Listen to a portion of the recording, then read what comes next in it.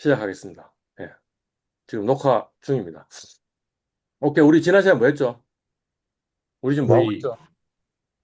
오차 함수랑 가변수 함수의 아, 최적화, 이거 최적화에 우리 이 대해서 챕터의 제목이 뭐냐고. 최적, 이윤국제와 최적 최적화입니다. 최적화, 리뷰 최적화. 앤드 익스텐션이었잖아요. 예. 그래서 고등학교 과정에서 우리가 최적화라는 걸 배우지 않은 게 아니다. 박정우 씨, 예, 예. 계속 켜놓고 있어요. 아이 자동 과조 죄송합니다. 예, 예. 아, 무슨 이야기 했어요? 아, 우리 지금 고등학교 때도 하고 있는 이걸 고등학교 배웠구나. 코스가 최적화, 그 다음에 리뷰 앤 익스텐션이어서 일단은 고등학교 과정에 최적화 이야기를 하고 그러고 나서 그 다음 뭐예요? 그걸 좀 익스텐션 했는데 그 익스텐션 중에 하나가 뭐였어요? 다차함수도 최적화를 할 수 있습니다. 예. 다차함수를 최적화를 하는 거를 손으로 어널리티컬 솔루션을 구할 수 있는데 그래봐야 뭐 4차 함수 이상인가는 어널리티컬 솔루션을 일반적인 해는 없습니다라는 거를 에이벌이라는 수학자가 이미 증명을 해놨다 이거지. 4차인가 뭐 5차인가 정확하게 기억은 안 나는데 하여튼 확인해 보시면 될 거고 하여튼 고차 이 함수가 되면 또는 고차 방정식은 해를 일반적인 해를 구하기가 매우 힘들다라는 것도 이미 알려져 있는 거죠. 그러니까 어차피 우리는 뭘 써야 되는 거예요? 누메리컬 솔루션을 써야 한다라는 이야기를 하는 거죠. 그죠? 그리고 또 다른 익스텐션이 뭐였죠? 지난 시간에 했던 것 중에. 가변수 함수, 네, 다변수 함수. 감사합니다. 어. 어, X 1제곱, 2제곱, 3제곱, 4제곱 이게 다 차함수고. 그죠? X1, X2, X3, X4에서 여러 변수가 있을 때 그걸 최적화할 수 있느냐? 뭐 그것도 한 이변수 함수 정도 되면 그거 최적화하는 것도 뭐 어떻게 좀 풀 수도 있을 것 같기도 하고 또는 뭐 행렬 같은 거 이용해 가지고 좀 다변수 함수도 뭐 최적화하는 것도 좀 할 수 있는 면이 있지만 그렇지만 여전히 그것도 사실은 구하기가 굉장히 힘든 것 같다. 그러니까 어 뭐로 문제를 풀어야 되느냐 하면 뉴메리컬 솔루션을 푸는 거다. 근데 그것도 우리는 할 줄 안다 이미. 우리 지난 시간에 THW 그에서 했던 게 뭐냐면 그 다차 함수하고 다변수 함수의 최적화 문제를 푼 거죠. 네, 네. 맞습니다. 또 우리가 해결 못하는 문제가 또 뭐가 있냐? 그러니까 이제 익스텐션입니다, 그죠? 예. 그 익스텐션이 뭐였냐 하면 아니 뭐 풀 수 있지, 어널리티크를 풀 수 있는데 심플한 문제는 풀 수 있는데 복잡한 문제는 못 푼다. 이 이야기가 지금 계속 메시지죠, 그죠? 그 사이 행렬도 배울 거야.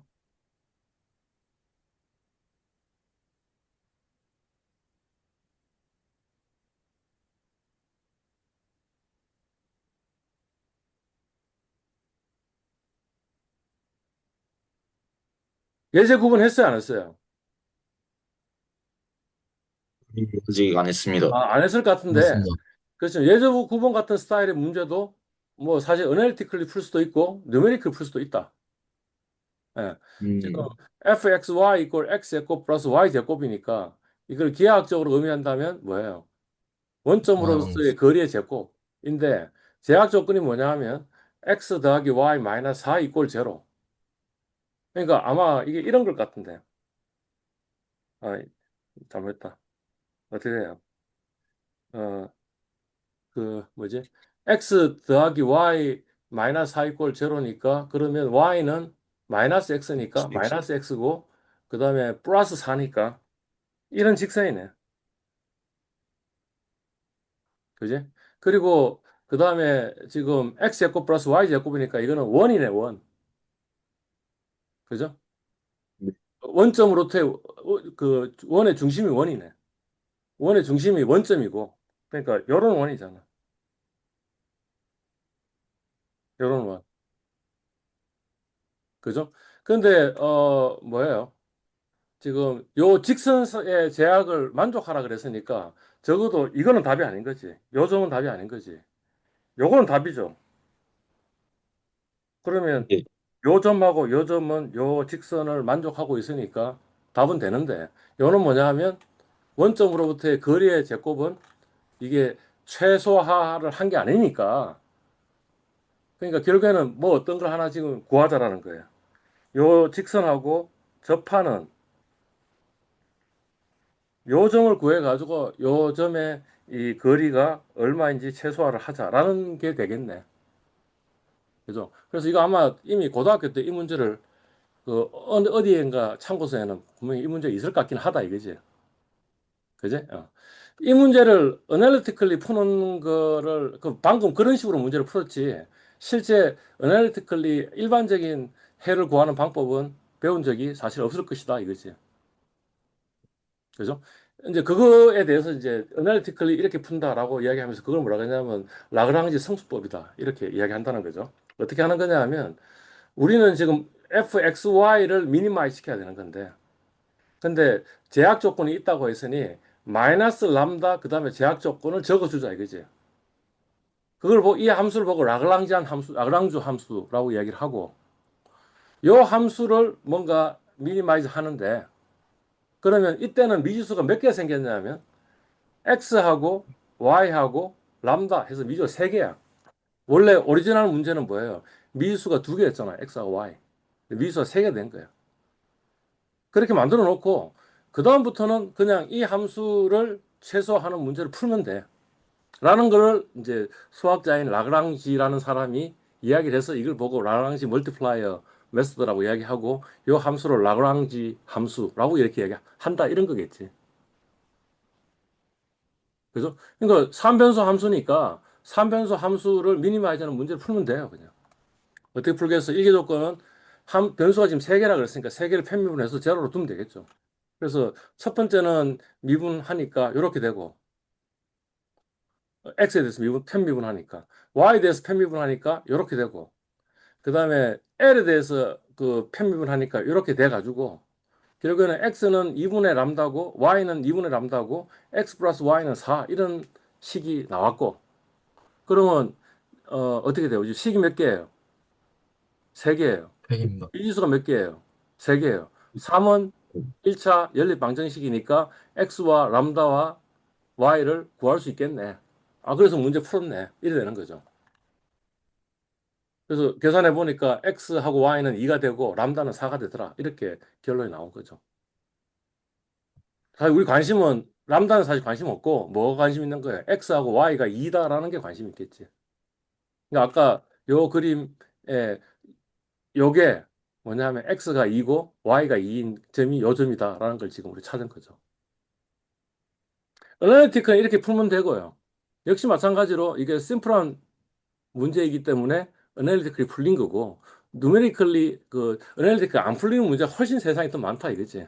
그러니까 이제부터는 그냥 뭐로 하면 되겠어요. 그냥 누메리컬리 문제를 풀면 되겠지.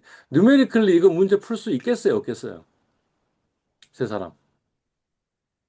힘들 것 같습니다. 풀 수 있을 것 모르겠습니다. 같아, 아니면 풀 네. 수 없을 것 같아. 아니 그냥 답을 해봐, 그냥 느낌상으로. 못 풀 것 같습니다. 못 풀 것 같아. 오케이 힘들 또. 것 같습니다. 박정우 씨도 힘들대. 그다음에 배성익 씨는 저도 힘들 것 같습니다. 힘들 것 같아. 아니 근데 스케치를 하면 우리 이제까지 배운 테크닉으로 가능하지 않을까 싶은 생각이 드는데. 뭐냐면 X라는 게 하나 있어야겠죠. 네, X라는 셀이 하나 있어야 될까? X에 어떤 숫자를 뭐 00을 집어넣든 11을 집어넣든 숫자를 집어넣어야 될 거 아니야. Y에 또 마찬가지로 셀이 하나 있겠지. 그 다음에 또 다른 셀은 뭐예요? X 제곱하고 Y 제곱이 더해진 게 있는 셀이 하나 있어야겠지. 그죠? 예. 그 다음에 또 하나의 셀에는 뭐가 있어야겠어요? X 더하기 Y 빼기 4라는 게 적혀 있는 셀이 있어야겠지. 그리고 나서 그 다음에 어떻게 하면 되겠어요? 목적 함수는 뭐가 되겠어요? x제곱 플러스 y제곱 그 셀이 목적 함수가 되겠지. 네. 그죠? 그 다음에 우리는 뭐 하는 거예요? 최소화하는 거니까 최소화를 선택하면 되겠지. 그 다음에 우리가 바꿔야 될 변수는 뭐예요? x하고 y 셀을 지정해 주면 되겠지. 그지? 그 다음에 보니까 우리 제약 조건을 집어넣는 그 박스가 있었잖아. 거기다 뭘 집어넣으면 되겠어요? 요 x 더하기 y 마이너스 4의 값이 계산되어진 그 셀을 집어넣고 이꼴 제로 이렇게 제약 조건을 두고 그죠? 그 네, 다음에 그 x하고 y가 음수일 수도 있고 양수일 수 있으니까 그 밑에 그 박스에 보면 비염 제약이 있었는데 그 비염 제약 그거는 비활성화 시키고 그다음에 해찾기 하면 문제를 풀 수 있지 않을까요? 어때요? 오케이. 세 사람 할 수 있어요, 없어요? 할 수 있습니다. 김성우 씨는 할 수 있다 그랬고 박정우 씨는 할 수 있습니다. 오케이. 그다음 배성익 씨는 따라해보면 할 수 있을 것 같습니다. 오케이. 그러면 그냥 이제 내 지금 설명해 가지고 한번 해보세요. 예? 네, 예. 예. 네, 오케이. 그래서 우리는 다 끝냈어. 이런 거지, 그지? 네 번째 토픽은 뭐냐면 이제 그 해찾기가 어떻게 구현이 되고 있는 거냐라는 이야기를 조금 하자. 이런 이야기예요. 예. 그래서 이 기본 원리는 뭐냐면 반복적인 개선이에요. 반복적인 개선이고요. 그러니까 수치적 최적화라는 거면 한 번에 답을 찾는 게 아니고 현재 지점보다 더 나은 지점으로 조금씩 이동하고 조금씩 이동하고 해서 언젠가 우리 목적지로 간다라는 게 이 해쌓기의 알고리즘이라는 거지. 그래서 사실은 지난 시간에 이미 약간 좀 설명했어요. 뭐 어떤 설명했냐면 장님이 산 정상을 오를 때 어떻게 오르겠니? 라고 이렇게 얘기했잖아요. 그래서 어떻게 오른다고요? 지팡이 들고 양사방을 쫙 돌려보니까 뭔가 걸리는 게 있지 않냐. 근데 그 중에 걸리는 것 중에 가장 위쪽으로 걸리는 놈이 있으면 그게 좀 더 경사가 높은 올라가는 길이니까 그 길로 가서 다시 또 사방을 이렇게 돌려보고 경사가 있는 쪽으로 해서 그 방향으로 계속 가다 보면 뭔가 어느 순간인가 아무것도 안 걸리는 어떤 지점이 나올 건데 그게 뭐예요? 산 정상 아니겠느냐? 이런 거였죠. 그죠? 예.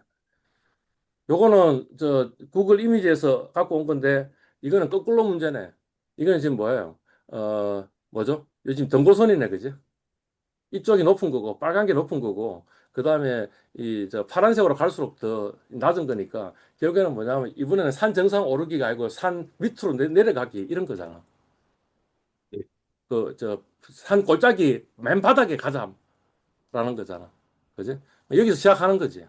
여기서 장님이 지팡이를 양사방으로 돌려보니까 일로 가면 올라가는 거네. 지금 내려가야 되는데. 일로 가면 내려가는데, 일로 내려가는 것보다는 일로 내려가는 게 더 급격하게 내려가네. 그래서 일단 원 스텝 간 거죠. 다시 또 지팡이를 사방으로 돌리면서 뭐 어떻게 한 거예요? 이 방향으로 가야겠다 해서 왔다 갔다 왔다 갔다 하다가 어느 순간에 보니까 더 이상 내려갈 데가 없네. 그러니까 여기가 산의 바닥 아니겠느냐라고 하는 거. 그죠? 기울기가 X 방향으로만 있는 게 아니고 Y 방향으로 있으니까 이거는 벡터로 표현할 수 있고 그래서 그걸 보고 우리는 뭐라 그러냐 하면 그레디언트라 그랬고 그 다음 뭐예요? 밑으로 내려가니까 그레디언트 디센트라는 알고리즘이다. 이렇게 지금 나와 있는 거죠. 자, 스텝 1은 뭐예요? 초기 값을 설정하는 거죠. 그냥 아무 지점에서 시작을 한 거죠. 그죠? 그 다음에 두 번째는 뭐예요? 함수 값이 감소해야 되는 방향을 찾는데 그 중에 기울기가 가장 그 급격한 놈이 어느 놈인지 찾아보니까 이 방향이 아니고 이 방향이구나라는 걸 찾은 거지. 그죠? 예. 세 번째는 뭐냐면 얼만큼 가야 될 것인가는 보폭을 정해야겠죠. 그죠? 예. 보폭을 정하는 방법은 여러 가지 방법이 있는데 뭐 이를테면 그냥 학습률 해서 이 보폭을 그냥 정하기도 한다 이런 거예요. 또 다른 방법도 있긴 있는데 보폭 정하는 게 하여튼 보폭을 정하는 어떤 스텝이 있어야 될 거고 그래서 처음에는 보폭을 굉장히 크게 한 거죠. 그죠? 나중에 가니까 보폭을 좀 작게 한 거죠. 그죠? 예.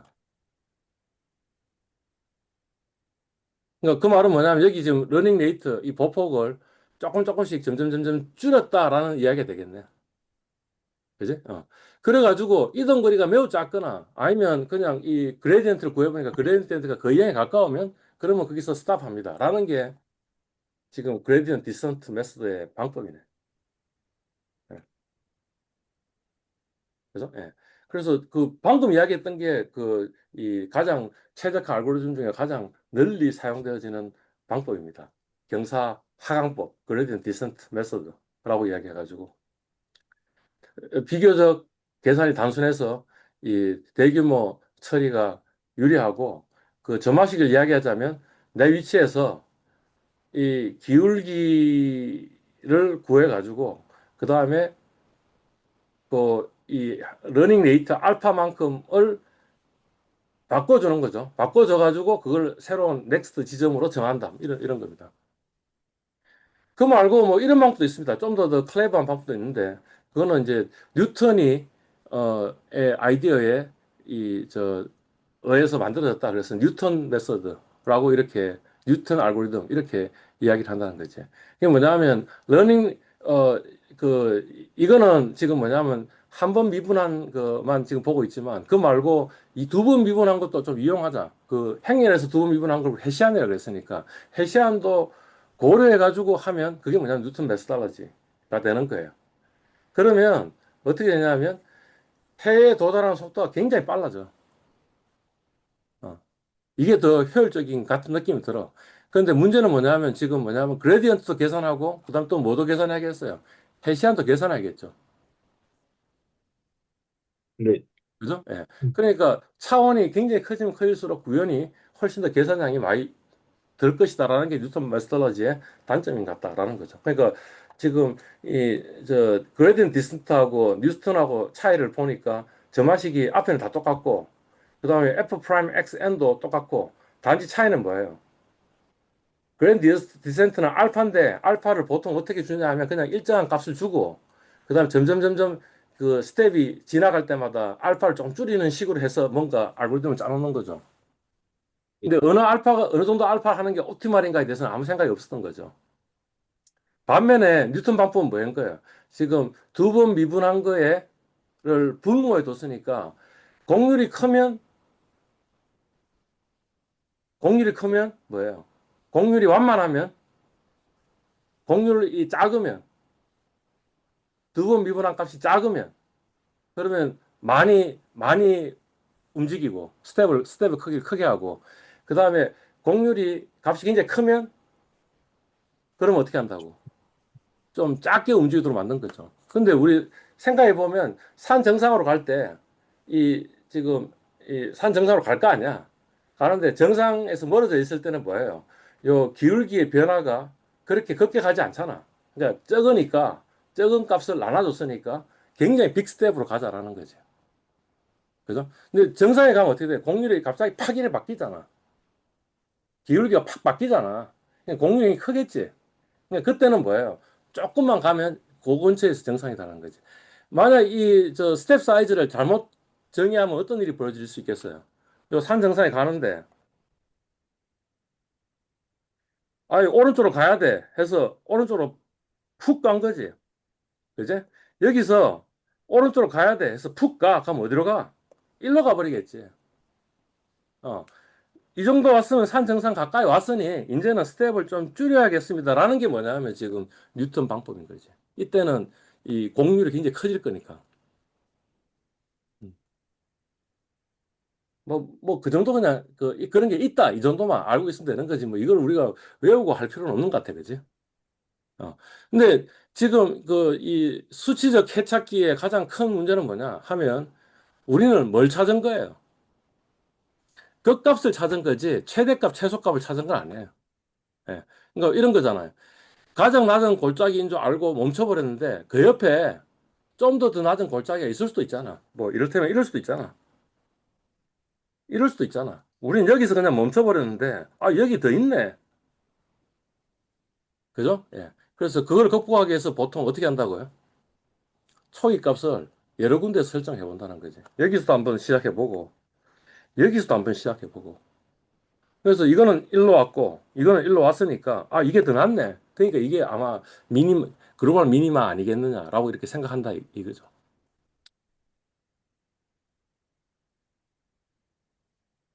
우리는 이런 것도 알고 있잖아. 만약 2차, 3차 함수 같은 경우에, 3차 함수에, 그, 이 같은 경우에는 뭐예요? 지금 두 개, 이 삼차 함수에 한 번 미분한 거는 2차 함수가 되는데, 2차 함수에는 건이 두 개 있는 걸 알 수도 있지만, 3차 함수에는 이렇게 뭐예요? 뭐라 그러지, 이런 걸. 변곡점이 생길 수도 있고, 그러니까 f 프라임 x가 지금 중근을 가진 거잖아. 2차 함수가 중근을 가진 거잖아. 그 다음에 2차 함수가 흑을 가졌으면 그건 어떻게 되는 거예요? 변곡점도 아니고 이게 0이 되는 기울기가 0이 되는 점도 없는 일도 벌어지잖아. 그죠? 그러니까 사실은 여러 가지 트라이 해봐가지고 해서 답이 나와야 되는 거지. 쉽게 답이 나올 수 있는 문제는 아닙니다. 이야기를 지금 하고 있는 거죠. 이게 지금 방금 제가 했던 이야기네요. 그죠? 가령 데이터가 여기서부터 여기까지가 있다고 치면, 요게 우리가 이제 계산하려고 하는 구간이라고 한다면, 그러면 사실은 뭐예요? 미분해서 제로가 되는 지점은 세 지점이 있는데, 그 중에 이 지점은 로컬 미니마는 되지만, 글로벌 미니마는 안 될 수도 있다 이거지. 왜냐하면 이게 더 낮으니까. 그죠? 요거는 로컬 맥시마는 될 수 있지만, 글로벌 맥시마는 될 수 없다는 거지. 왜냐하면 여기가 더 높으니까. 그죠? 예. 뭐 그러니까 여러 개 트라이 해가지고 찾을 수밖에 없다 이거지. 그러니까 지금 제가 예를 든 거는 뭐냐면 쉽게 그림을 그릴 수 있는 것들만 지금 보여준 거잖아. 그죠? 근데 실제 우리가 푸는 문제들은 쉽게 그림도 못 그려서 이게 어떤 식으로 되어 있는지도 모르니까 결국에는 영원히 글로벌 맥시마나 글로벌 미니마를 못 찾을 수도 있는 거지, 사실은. 나는 찾았다고 생각했지만 사실 안 찾은 걸 수도 있지. 딴 데가 진짜 맥시마이고 미니마일 수도 있지. 그러니까 결국엔 여러 개 트라이 해가지고 그래도 그 중에 가장 큰 놈, 아니면 가장 작은 놈 이런 걸 선택하는 게 그나마 좀 그래도 맥시마일 가능성이 높을 거다. 이 정도 수준에서 만족해야 된다라는 거지. 아니, 자 봐봐요. 우리가 그림을 그릴 수 있는 게 몇 차원까지 그림 그릴 수 있어요. X1하고 X2가 있으면 그게 평면을 그릴 거고 Y가 fx, X1, X2의 값이 있으니까 그러면 3차원까지는 우리가 그림을 그릴 수 있잖아. 우리 4차원 그림 그릴 수 있냐고. 없잖아. 그러니까 아예 우리 그림도 못 그려요. 라는 거예요. 대부분의 문제들에서. 어.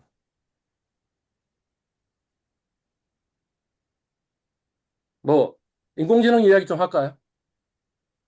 음. 왜냐하면 인공지능이 뭐라고? 좀, 함수라고, 함수. 그리고 인공지능에서 학습을 한다고 이야기했을 때 학습한다는 말이 무슨 말이냐 하면 함수에 뭔가 파라메타를 최적화하는 그런 일들을 하고 있는 거다라는 거예요.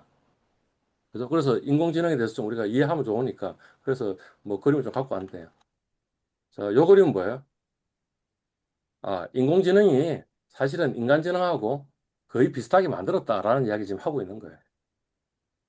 예, 그죠? 예. 그럼 인간지능은 어떻게 되어 있냐 하면, 어, 우리 뇌 안에 이런 여러 개의 뉴런들이 있다는 거지. 그리고 그 뉴런이 이런 식으로 줄기들이 있다는 거지.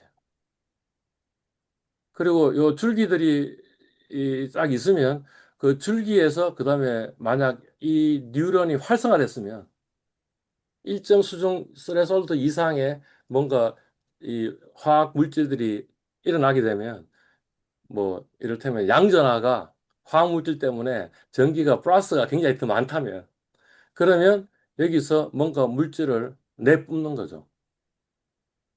내뿜으면 그 다음 뉴런에 이렇게 이 돌기들이 있는데 그 돌기들이 그 화학 물질을 받는 거죠.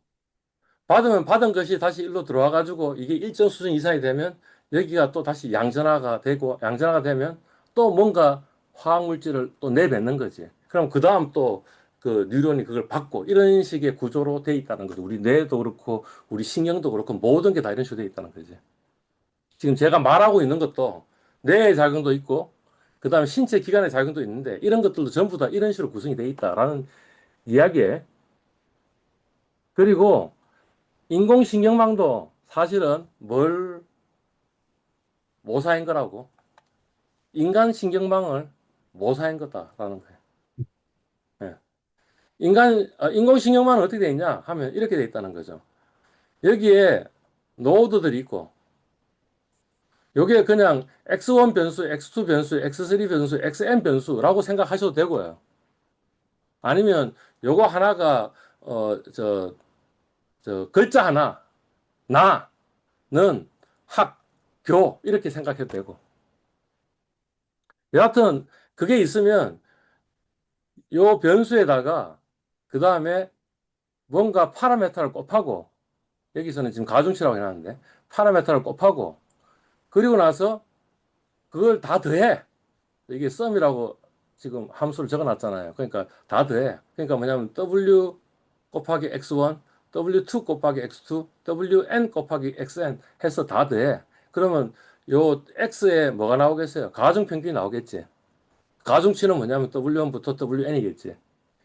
가중평균이 나오면 가중평균 나온 것을 어떤 함수에다가 집어넣어. 그 함수를 보고 우리는 뭐라 그러냐면 활성화 함수 그러는데. 그러니까 요 가중평균한 값이 얼마 숫자 이상이면 그러면 1을 내뱉어 주고 얼마 숫자 이하이면 뭐 마이너스 1을 내뱉어 주거나 아니면 0을 내뱉어 주는 그런 함수예요. 그러니까 이를테면 1을 내뱉어 준 게 뭐예요? 아까 여기 지금 이 뉴런에서 양전하를 떼어가지고 그 다음에 화학물질을 이렇게 뿜어내는 거 그게 뭐냐면 요 액티베이션 펑션 활성화 함수가 하는 일이죠. 그리고 요런 뉴런들이 엄청나게 많이 모여 있는 게 인공신경망이니까 사실은 이 인간신경하고 신경망하고 인공신경망은 거의 유사하게 모사해서 만들었다라는 걸 알 수 있는 거죠. 오케이? 실제 인공신경망은 보통 어떻게 생겼냐면 이렇게 생겼다 이거지. 그러니까 요게 이제 심플 그 인공신경망인데 심플 인공신경망은 어떻게 되어 있는 거예요? 지금 여기 그 노드가 있고 인간의 뇌로 이야기하면 이게 뉴런이 있고 뉴런이 있으면 이게 일로 얘들이 지금 얘들이 다 이렇게 가가지고 지금 얘한테 가는데 여기에 지금 뭐가 있는 거야? 웨이트라는 게 있었고 그래서 요 값하고 웨이트하고 더하고 다 더해서 가중평균을 구하고 가중평균 구한 거는 뭐예요? 액티베이션 펑션에 집어넣어 가지고 1 또는 마이너스 이렇게 활성화 비활성화로 만들어 준다 이런 거 있죠. 그죠? 근데 그 노드가 또 무수히 많고 그거 가지고 또 가중 평균을 구해가지고 또 액티베이션을 시켜가지고 뭐예요? 아웃풋이 하나 나오기도 하고 아웃풋이 하나, 둘, 셋, 네 개 나오기도 이게 이제 심플 단순 신경망. 근데 단순 신경망으로는 퍼포먼스가 별로 좋지 않았어라는 거지. 그래서 사람들이 한 짓이 뭐예요? 뭐냐면 청을 여러 개 쌌다는 거죠. 지금 여기는 청이 하나, 둘, 셋, 인풋 레이어가 있고 아웃풋 레이어가 있고 그 다음에 중간에 레이어가 네 개가 있잖아요. 그죠? 그걸 보고 뭐라 그런다고? 딥러닝 뉴럴 네트워크. 이게 AI라고 지금 현재 있는 모습에. 그죠? 그러니까 여기서는 그 우리가 구해야 될 그 파라메타가 뭐가 되겠어요? 요 X1이라는 변수가 지금 A1이라는 노드로 가는데 거기에 웨이트가 있었잖아. 그 웨이트가 파라메타가 되겠죠. 요거는 데이터고 데이터의 가중평균으로 여기에다가 어떤 값을 쏘아주면 쏘아준 걸 다시 0, 1로 바꿔주는 일을 한다 그랬잖아. 또는 1 마이너스 1로 바꿔주는 일을 한다고 했으니까 그걸 한 것까지가 지금 요 노드의 값으로 이제 만들어지고 그게 다시 또 다음 분으로 가가지고 이렇게 되고 이렇게 되겠죠. 그러니까 결국에는 AI도 일종의 함수이고 왜냐하면 인풋이 있고 여기 아웃풋이 있었으니 함수이고 그죠? 그 다음에 뭐예요? 그 함수에 지금 우리가 추정해야 될 거는 뭐냐면 요 웨이트겠죠. 요 가중치이겠죠. 요 가중치를 추정을 하고 뭐 이렇게 하면 된다. 이런 거니까 이것도 역시 마찬가지로 뭔가 최적화하는 과정들이 있어야 될 것이다라는 그게 이제 학습이라고 얘기한다.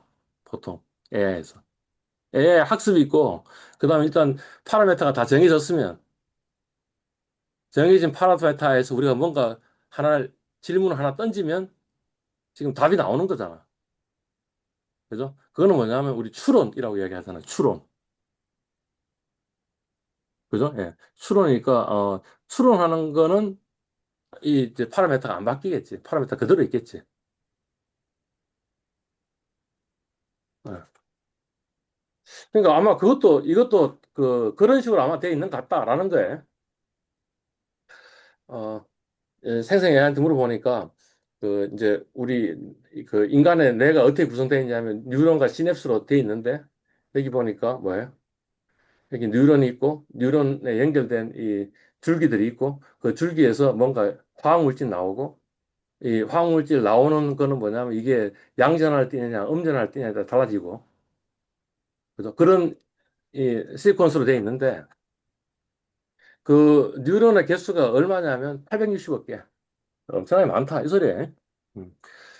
GPT-4는 그 노드의 개수, 그 뉴런에 대응되는 게 노드인데 노드의 개수가 얼마인지 잘 모르겠어요. 잘 모르겠고요. 여하튼 뭐냐면 이 시냅스 연결된 것의 개수가 얼마냐면 100쪽에서 1000쪽이에요. 근데 GPT-4는 뭐냐면 1.8쪽이에요. 그러니까 요 지금 아까 이야기했던 웨이트 그 파라메타 있죠. 그 파라메타의 개수가 1.8개예요. 그러니까 연결이 1.8족에 있는 그런 아주 대형의 어떤 네트워크 있다라는 거죠. 근데 사실은 인간 내의 네트워크는 그거보다 훨씬 더 복잡하다라는 걸 알 수 있죠, 지금.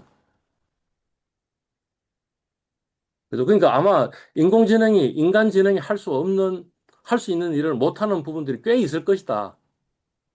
우리가 인공지능이 인간지능보다 더 뛰어난 점들을 이제 많이 발견하고 있기 때문에 이게 지금 인간을 대체할 거라고 이야기했지만 사실은 여전히 스틸 가장 발달된 그 인공지능 모델도 사실은 인간 한 사람의 뇌의 네트워크 수만큼을 가지고 있지 못하다라는 이야기 지금 제가 한 거죠. 그죠? 예. 그다음에 전력이 얼마 쓰이느냐 하면 인간 내의 전력이 20와트 쓰인답니다. 음. 근데 이제 GPT-4는 학습하는데 20기가와트가 쓰이는데 기가하고 그 기가와트와 와트의 차이가 10억이라고 하더라고. 그러니까 10억 배의 지금 에너지를 쓰고 있는 거지. 인간은 사실은 지금 우리가 학습을 하고 있잖아, 지금 현재. 제가 이야기하는 걸 머릿속에 들어가가지고 머릿속에서 뭔가 지금 바꾸고 있는 거거든. 내 이 모델을. 그러니까 학습을 하고 있고요. 그 다음에 제가 뭡니까, 무슨 질문하면 여러분이 답변했잖아요. 그러면 여러분은 추론도 했잖아. 그죠? 학습도 하고 추론도 지금 계속 하고 있는 거야. 계속 하고 있는데 그때 들어가는 게 학습을 하든 추론을 하든 대략 한 20와트 정도 된다 이거지. 그런데 이 인공지능은 뭐냐면 학습하는데 20기가와트가 들어가니 엄청나게 에너지 비효율적인 거다라는 거지. 인간 내 해봐야 여러분 내 이게 크기가 뭐, 요 정도밖에 안 되는데. 그죠? 근데 가령 GPT-4를 구현하기 위해서 학습하는 그 GPU의 개수 해가지고 그 사이즈를 크면 엄청나게 큰 사이즈 아니겠어. 그지? 그러니까 그런 면에서는 보면 사실 인간 뇌가 굉장히 경이로운 거지. 별로 전력도 소비 별로 안 하면서 하고 있는 거니까. 그죠? 예. 추론하는 데는 여러분 어떤 질문을 하나 하면 그때 쓰여지는 전력은 얼마냐? 0.2 왔트니까 한 100분의 1밖에 안 쓰는데, 그죠? 근데 우리가 지금, 이 순간에 질문들을 엄청 많이 하잖아요, 지금. 제가 엄청나게 많은 정보들을 여러분한테 지금 던져주고 있고, 그래서 여러분들이 학습하고 있고, 제가 질문하면 여러분이 답변하는데, 그래서 추론도 엄청나게 많이 하잖아. 그런 걸 생각해 보면 이건 추론 한 번 질문 하나니까 0.2와트고 이걸 전부 다 모아놓으면 엄청나게 크게 크지 않겠냐 이거지. 그러니까 AI 시대에 전력 산업이 엄청나게 잘 될 수 있구나. 원자력 발전 같은 게 뭐 소형 원자력 발전이 굉장히 핫해지겠구나라는 걸 짐작할 수 있는 거죠. 그래서 하여튼 whatever 뭐예요. 이 GPT-4도 뭐냐 하면 1.8족의 웨이트가 있는데, 파라메터가 있는데, 그 파라메터를 뭔가 현실하고 가장 가깝게 만들지 못하면 그게 뭔가 손실이고, 그 손실을 최소화하는 것을 하게 되고, 그러니까 그 말은 무슨 말이냐면 지금 우리 몇 변수 함수를 지금 문제를 푸는 거예요. 아까 라그랑지안 문제는 몇 변수 함수였어? 3변수 함수였잖아. 요건 몇 변수 함수란 소리야. 우리가 이제 정해야 되는 그 변수가 뭐가 변수가 되는데 여기서는 이 문제에서는 어디 갔노? 이 문제에서는 몇 변수 함수예요? 1.8족의 변수 함수야. 이해 갔어요, 지금 무슨 말인지. 어. 우리가 변수가 3개만 있어도 그게 3차원이고 그러면 y 값, f 값은 뭐예요? 4차원이 돼야지 지금 표현할 수 있잖아. 그렇게 이야기했잖아, 지금. 이변수 함수이면 3차원의 그림은 그릴 수 있는데 이거는 지금 어떤 거라고 1.8족의 플러스 1차원의 뭔가 그림을 그려야 되는데 그림을 그릴 수 있어 없어? 없다 이거지. 그지? 그러니 그냥 계속 옵티마이즈 시켜가지고 어느 정도 수준에 가면 멈췄는데 사실 그게 글로벌 맥시멈인지는 nobody knows라는 거지. 그렇지만 대략 이 정도 되니까 그렇다게 나오니 이 정도면 만족하자 이렇게 끝난다. 라는 거죠. 그러니까 이거 어널리티컬 푸는 건 불가능하겠죠. 손으로. 그죠? 이거 어떻게 푸냐 하면 누메리컬리 푼다라는 거예요. 그 누메리컬리 푸는데 20기가와트가 들어갑니다. 이 소리죠. 뭐 또 다른 거 우리 알 수 있는 건 이런 겁니다. 지금 뉴런의 개수가 860억 개잖아. 그죠? 그러면 노드가 지금 뉴런 또는 노드가 860억 개가 있잖아. 그걸 네트워크로 연결한다면 각각을 서로 연결해서 가지를 하나씩 만들 수 있잖아. 그러면 그거는 그 연결 가능한 가지의 수가 총 몇 개예요? 860억 컨비네이션 2잖아. 아니, 10개가 있으면, 10개의 노드가 있으면, 10개의 노드가 각각이 연결될 수 있는 연결 수는 총 몇 개냐면 10 컨비네이션 2잖아. 그러니까 이거는 860억 컨비네이션 2 아니겠어? 그지? 그러면 사실은 연결수가 엄청나게 많아야 되는데, 근데 실제 인간 내 연결수는 100족에서 1000족이라는 거야. 그 말은 무슨 말이에요? 그 말은 뭐냐면 우리 뉴런이 모든 연결 가능한 가지들을 다 가지고 있는 게 아니고 어떤 가지는 사라져 버렸다는 거지. 연결이 사라져 버렸다는 거지. 예? 예. 그러니까 사실 우리 뇌는 엄청나게 많은 가능한 연결을 가지고 있는데 사실은 피지컬리는 뭐 없는 것도 있지만 내가 이걸 안 쓴 거야.